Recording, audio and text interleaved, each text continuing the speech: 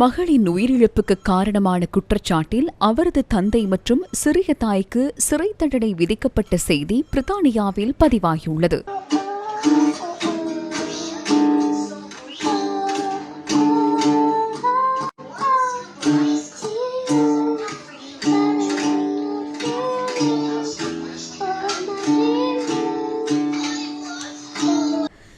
பத்து வயதான சாரா எனும் சிறுமியை கொல்லப்பட்டுள்ளார்.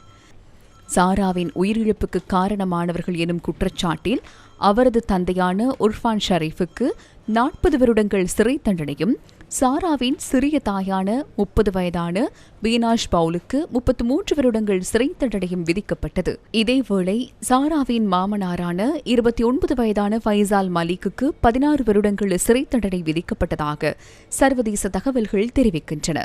சாராவின் உயிரிழப்பை தடுக்க தவறிய குற்றச்சாட்டில் அவருக்கு இவ்வாறு தண்டனை விதிக்கப்பட்டுள்ளது. கொலையாளிகளின் கொடூர மனப்பான்மையை புரிந்து கொள்ள முடியாதுள்ளதாக வழக்கில் வாதாடிய சட்டத்திரணி குறிப்பிட்டுள்ளார்.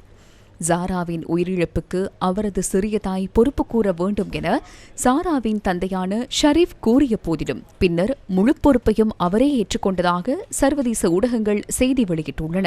2023ஆம் ஆண்டு ஆகஸ்ட் மாதத்தில் லண்டன் நகரை அண்மித்து அமைந்துள்ள வீடொன்றிலிருந்து சாராவின் சடலம் கண்டுபிடிக்கப்பட்டது.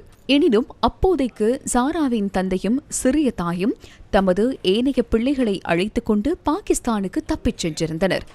அவர்கள் மீண்டும் பிரித்தானியாவுக்கு வருகை தர முயற்சித்த போதே கைது செய்யப்பட்டுள்ளனர். சாராவின் சடலத்தை கண்டுபிடிக்கும் போது அவரது உடலில் 70க்கும் மேற்பட்ட காயங்கள் இருந்ததாக போலீசார் தெரிவிக்கின்றனர். மனித பற்களின் அடையாளத்துடன் 6க்கும் மேற்பட்ட காயங்களும், இரும்பு கம்பியை நெருப்பில் பழுக்க வைத்து ஏற்படுத்தப்பட்ட சூட்டு காயம் மற்றும் கொதிக்கும் நீரால் ஏற்பட்ட எரிகாயம் என்பன சாராவின் உடலில் காணப்பட்டதாக பிரேத பரிசோதனையின் போது கண்டுபிடிக்கப்பட்டது.